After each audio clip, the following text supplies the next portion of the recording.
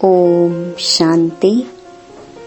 24 जून 2021 मातेश्वरी जी के महावाक्य। Original date 27 जून 1964। मातेश्वरी जी के पुण्य स्मृति दिवस पर क्लास में सुनाने के लिए जगदम्बा सरस्वती जी के मधुर महावाक्य। गीत छोड़ दे जग से नाते। अगर हम जग से नाते ही छोड़ दें तो फिर जग काहे के लिए हैं। अगर नाते ही तोड़ने की बात है तो फिर यह संबंध बनाया ही क्यों। पति पत्नी, बाप बेटा, राजा प्रजा आदि आदि अनेकानेक जो संबंध हैं, यह सब भगवान ने रचे हैं, ऐसे कहते हैं ना। तो जब भगवान ने रचे हैं तो फिर क्यों कहते हैं छोड़ो। या फिर यह गीत ही रॉन्ग है। भगवान ने कौन सा जग रचा। जग कहो दुनिया कहो, जो भगवान ने रची वह ऐसी दुनिया थोड़े ही रची जो छोड़नी पड़े। अभी के जो संबंध हैं वह नहीं रचे। अभी इस जग में देखो तुम्हारे नाते कैसे हो गए हैं। कर्मों के कारण तमो प्रधानता में आते आते क्या हो गए हैं। कर्मों के बंधन एक दो को काटते रहते हैं। सभी नाते इस कर्म के हिसाब में तमो प्रधानता में आकर के एक दो को दुख देते और लेते रहते हैं। भगवान खुद कहते हैं, मैंने तो तुम्हारे यह दुख के संबंध नहीं बनाए हैं। मैंने जो तुम्हारा संबंध जोड़ा था वह बंधन नहीं था। मैंने तुम्हारा श्रेष्ठ संबंध जोड़ा था। उसी संबंध में तुम सदा सुखी थे। तुम्हारे सब नाते बहुत स्वच्छ थे। इसीलिए याद करते हो ना। राम राजा, राम प्रजा, राम साहूकार है। बसे नगरी जिए दाता, धर्म का उपकार है। उसको कहते थे गृहस्थ धर्म। धर्म पति धर्म पत्नी धर्म के नाम से है ना, परंतु अभी तो वह धर्म का संबंध नहीं है। प्रैक्टिकल वह जीवन नहीं रही है। इसीलिए बाप कहते हैं, यह जो तुमने अपना जग बना दिया है, उस जग के जो नाते हैं वह बिगड़ गए हैं। मैंने जो जग बनाया था उसमें तुम्हारे नाते कितने अच्छे थे, कितने प्रिय थे, कितना एक दो को सुख देने वाले थे। नाते तो जरूर थे। ऐसे नहीं कि भगवान ने नाते नहीं रचे। नाते तो थे, लेकिन वह नाते कर्म के बंधन के बिना थे। इसलिए उन्हों को कहा जाता था जीवन मुक्त। जीवन में इस कर्म के बंधन दुख से मुक्त थे। इसीलिए उनको कहते थे जीवन मुक्त। अभी तुम्हारे नाते जीवन बंध के बन गए हैं। इसीलिए कहते हैं, अभी उससे छुटकारा कैसे हो। बाप कहते हैं, उससे नाता तोड़ एक मेरे से जोड़। यह एक ही लास्ट की जीवन तुम मेरे हवाले करो। मेरे हवाले का मतलब है जैसे स्त्री पति के हवाले, पति स्त्री के हवाले, बाप बेटे के हवाले, बेटा बाप के हवाले। यह तो प्रैक्टिस अच्छी तरह से है ना। मैं कोई तुम्हें नई बात नहीं कहता हूँ। कैसे करें, क्या करें, तुम यह भी प्रश्न पूछ नहीं सकते हो। तुम अपनी जीवन एक दो के प्रति देते आए हो। क्या तुम अपने बच्चों के प्रति अपनी जीवन नहीं दे बैठे हो? अपना तन मन धन जो भी कुछ है तुम उन्हीं के प्रति तो बना के बैठे हो ना। अपना अपना तो करते हो ना। सारी जीवन उन्हीं के प्रति लगा देते हो। तो मैं तुम्हें कोई नई बात थोड़े ही कहता हूँ कि यह सब मेरे हवाले करो। जैसे अभी तक एक दो में करते आए हो, ऐसे अभी कहता हूँ तुम मेरे बनो। फिर मेरा बन करके उसे ट्रस्टी बन संभालो। तुम भक्ति मार्ग में भी कहते आए हो, भगवान यह सब तेरा, मैं तेरा। परंतु तेरा किया नहीं, सिर्फ ऐसे ही कहा कि तेरा। तेरा भी मेरा, मेरा भी मेरा, ऐसे ही सब करते थे।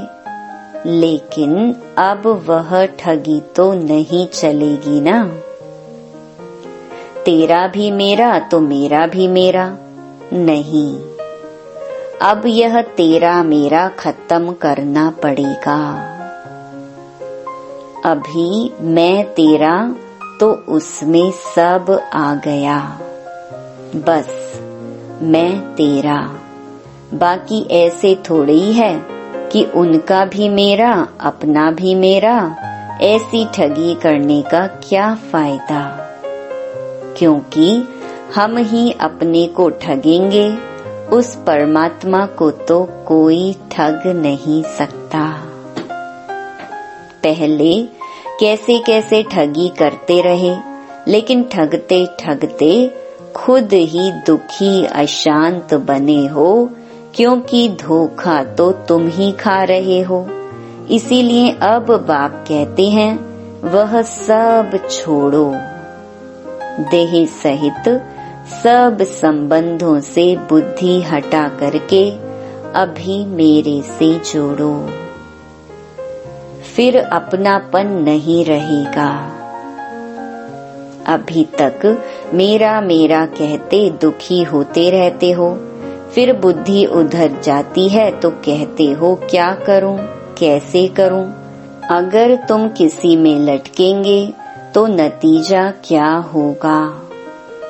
यह मोह जो है ना, इसके कारण तुम दुखी बन पड़े हो। इसलिए बाप कहते हैं तुम इस जग के नाते तोड़ करके अभी मेरे बनो। तो यह जो तुमने अपने देह के बंधन, जीवन के बंधन बनाए हैं, उनसे निकल करके अभी मेरे बन जाओ। फिर मैं कोई तुम्हारे साथ जन्म जन्म थोड़े ही चलता रहूंगा। नहीं, अभी मेरा तुम्हारे से काम है बस। फिर तो तुम आत्माएं आपस में सदा काल के सुख में चलती चलेंगी। तो तुम्हारे दुख के बंधन काट करके सुख का संबंध बना देता हूँ। फिर तुम ही आपस में सुख भोगेंगे। अभी देखो तुम कितने बिगड़ गए हो, इसीलिए दुखी होते हो। फिर मैं तुम्हारा बिगड़ा हुआ सुधारता हूँ, फिर तुम ही सुखी रहेंगे। मैं थोड़े ही जन्म जन्म तुम्हारे साथ चलने वाला हूँ।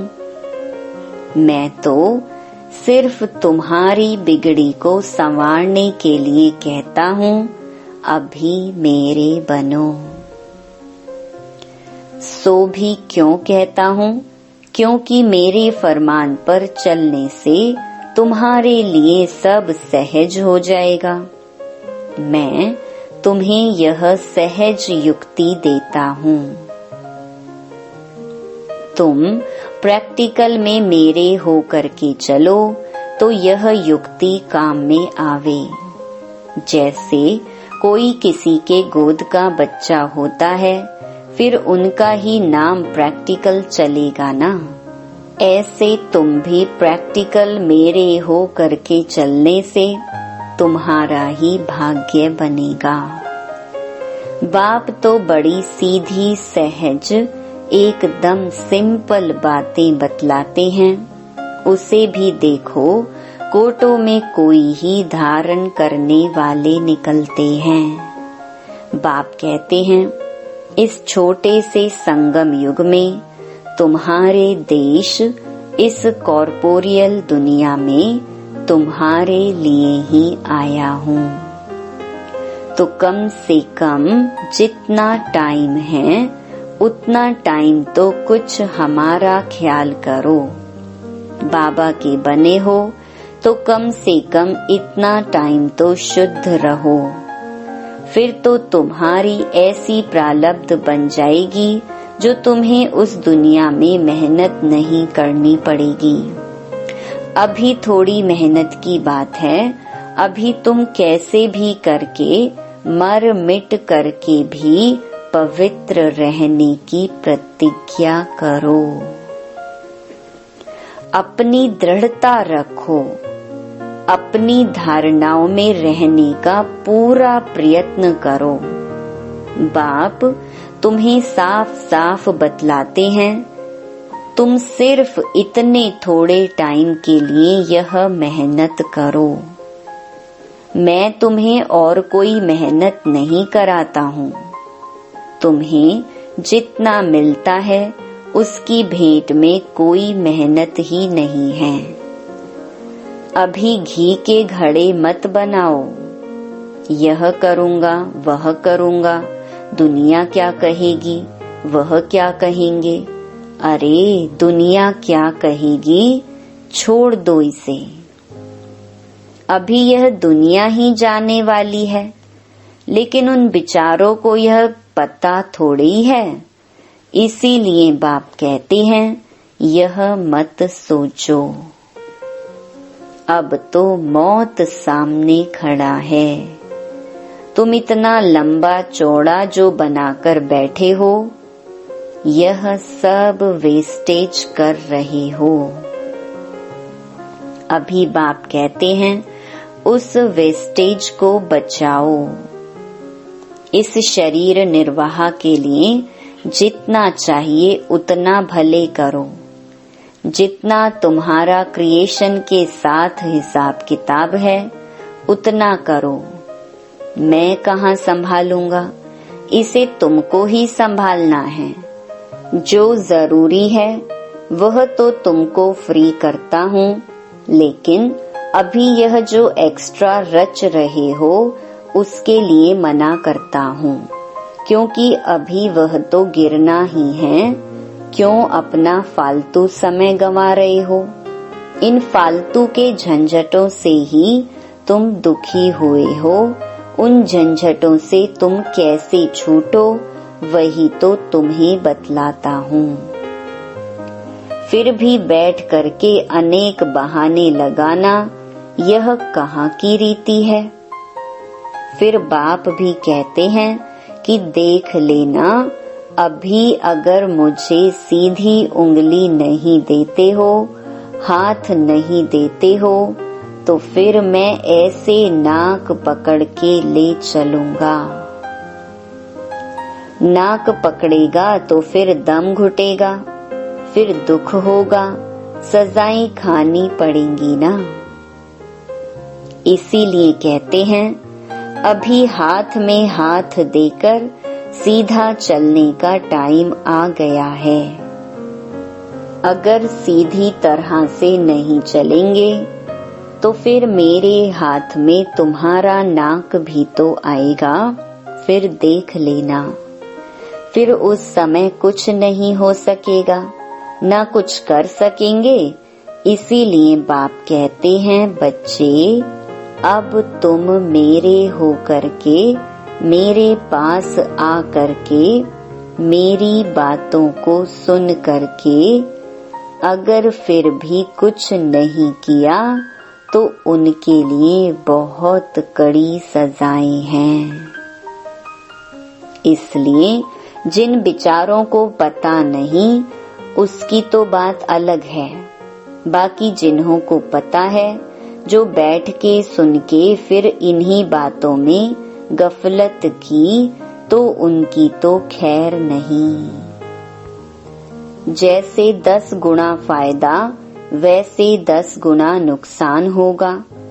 तब कहते हैं अपने नुकसान को, घाटे को अच्छी तरह से समझो, अच्छी तरह से कुछ तो अपनी बुद्धि खोलो। अभी बाप से बुद्धि योग लगाएंगे तो ताकत मिलेगी। तो इन सभी बातों को समझो, भूलो मत। अभी यह जो समय चल रहा है इसे पहचानो, जरा आँखें खोलो, बुद्धि खोलो और समय का पूरा फायदा लो। अपनी पूरी तकदीर जगाओ। कहते भी हैं जैसा संग वैसा रंग होता है। इसलिए जिसमें अभी यह धारणा पूरी नहीं होगी तो माया के संग का रंग लग जाएगा। तब तो कहते हैं hear no evil, see no evil, talk no evil। कई ऐसे इविल्स हैं जो यहाँ भी कईयों को छोड़ते नहीं हैं, फिर एक दो के संग दोष में आ जाते हैं। तो कहते हैं ऐसे संग दोष से बचे रहो। ऐसे मत समझो कि संग दोष बाहर है, यहाँ नहीं है। नहीं, यहाँ भी वह घूमते रहते हैं, क्योंकि उनका राज्य है ना। इसलिए बाप कहते हैं अच्छी तरह से कवच पहनकर रहो। कवच होगा तो उसकी गोली लगेगी नहीं। योग का ही कवच है, ज्ञान की तलवार है। इन सभी अस्त्र शस्त्रों को अपने पास अच्छी तरह से संभाल के रखो। कहते भी हैं जो करता है वह पाता है। यह तो भविष्य प्रारब्ध बनाने की बातें हैं। यहाँ तो प्रारब्ध नहीं भोगनी है ना। यहाँ तो कोई गुरु बन करके नहीं बैठना है।